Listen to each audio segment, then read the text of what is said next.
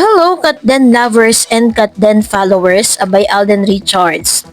Tinatapos ang lahat ng kanyang mga commitments, mukhang may pinaghahandaan. But before that, if you haven't subscribed yet to my YouTube channel, please don't forget to like, share, and subscribe at hit mo na rin ang notification bell for more showbiz updates.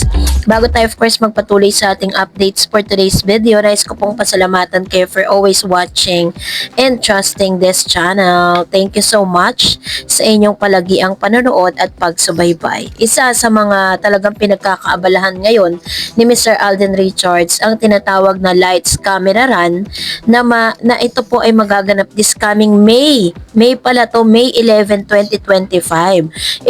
Kung napapansin po ninyo, nasa running era ngayon si Mr. Alden kasi meron po siyang biggest thing na kailangan pong paghandaan na talagang grabe po yung advocacy ni Mr. Alden Richards. Kung mapapansin po ninyo, ang dami niya pong mga taong kinakausap at isa rito, ito pong isa sa mga major sponsor po ng nasabing event. So, totoo nga yung sinasabi po ni Mr. Alden na sa pagpasok ng taong 2025 ay mas magfo-focus muna siya or parang lilimitahan niya yung pag-accept ng mga proyekto sa teleserye man yan or sa movie. Kasi parang mas mas nag-focus po siya ngayon dun po sa kanyang company na Myrad company. Pero sabi niya naman, 'di ba, na parang pag meron pong magandang material na i-offer sa kanya, tatanggapin niya. And sa isang interview po ng 24 oras, kagabi lang po, dahil si Alden Richards po ang isa sa mga nag-organize ng Run for a Cause event. Mula sa pagiging simple hobby, bahagi na ng advocacy ni Alden Richards ang running. Tila labis ang inspirasyon ng Asia multimedia star Alden Richards sa pagtulong sa pag-aayos ng isang malaking event ngayong May. Dahil sa kanyang hilig sa pagtakbo, nais niyang ibahagi ito sa mga maraming tao sa pamamagitan ng isang Run for a Cause project na inorganisa ng Movie Workers Welfare Foundation Incorporated or MOWEL Fund at Myrad Corporation. Bilang board member din ng pelikulang organisasyon, aktibong nakikilahok ang Kapuso Star sa paghahanda sa event.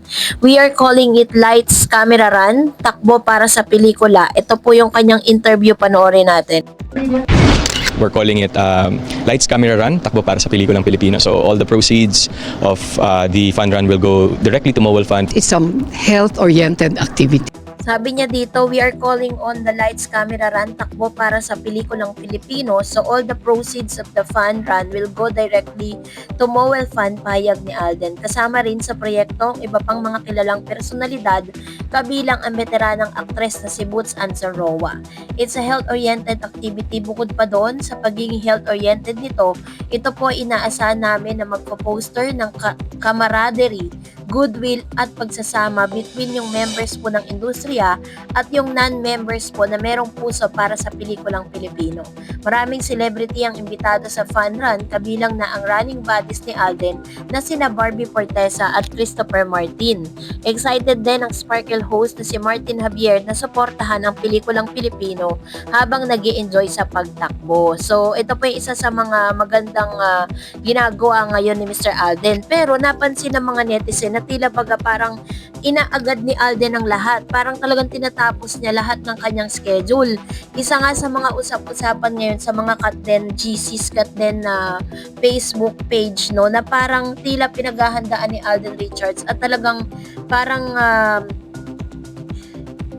kumbaga is gusto niya maging available yung March 26, which is birthday po ni Miss Catherine Bernardo. Yun po ang usap-usapan kasi talagang araw-araw po makikita niyo siya na lahat ng mga taong pwedeng kausapin, kinakausap.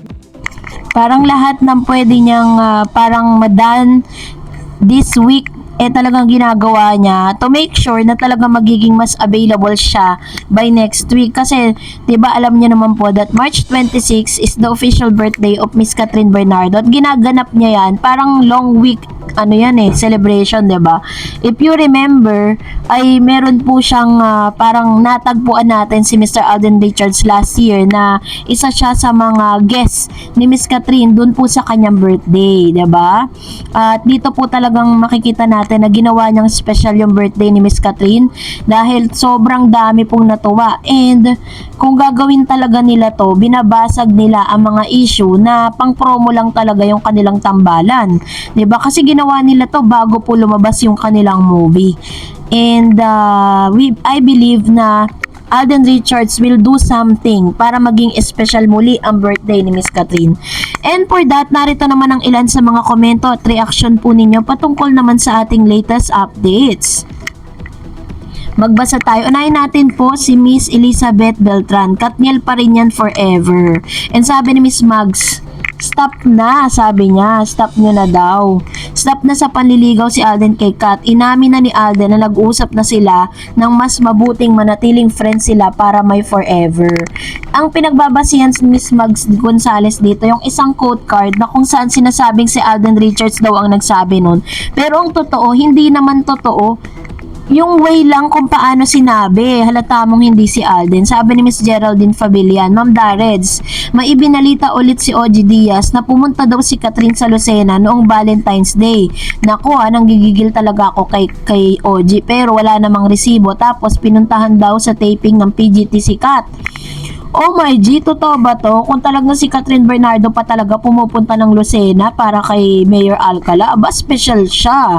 At kapag talagang kung totoong ginagawa ni Catherine yan, in love si Catherine dahil para mag-set ka ng effort para dun sa napakalayong lugar from Cabanatuan tapos to Lucena, 'di ba? Parang pares bang north yan or pares bang south yan? Alam ko kasi north yan And sabi ni Miss Alberto Otare Cervantes, sorry, pero kung ito talagang mayor na to ang pinili ni Catherine Bernardo, sayang si Alden. Ang layo nilang dalawa sa isa't isa. Diyos ko, ang hilig ni Catherine Bernardo sa red flag, kung totoo man ang chismis. Ayan, so ito naman yung kanyang komento with regards to this. And kung talagang i-compare natin si Mr. Alden Richards dito kay Mr. Mayor, sobrang layo, 'di ba? Layo talaga, hindi mo talaga sila pwedeng pagkumparahin.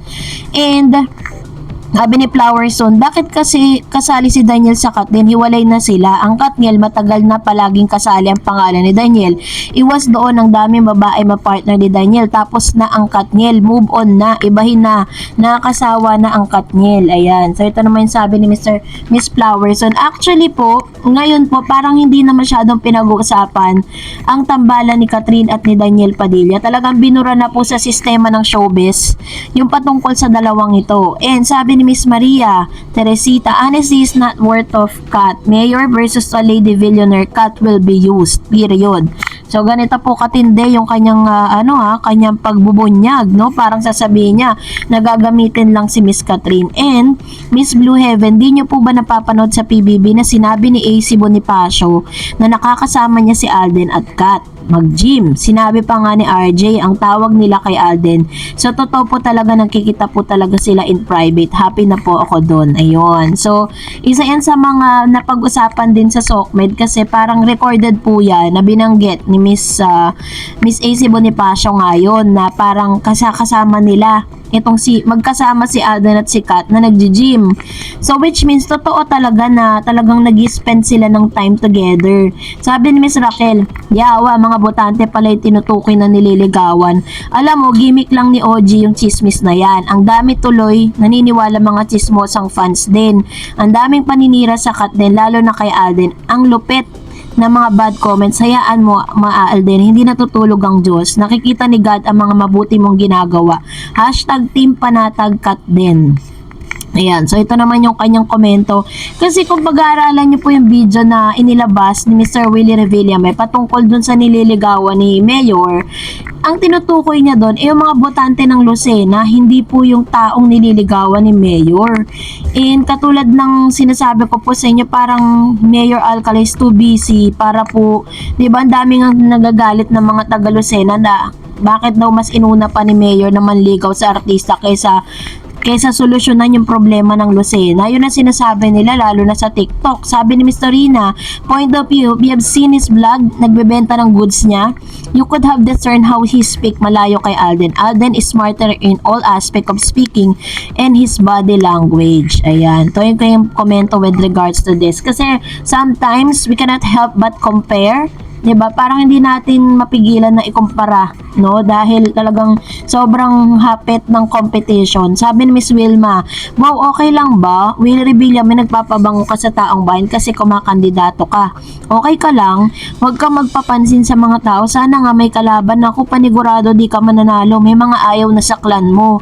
Kung may lumalaban lang sana, ewan ko lang, Miss Tarrels. Basta ako cut din forever ako. Love for both cut din." Ayan. Actually, totoo yan. Wala talagang kalaban si Mayor Alcala sa Lucena.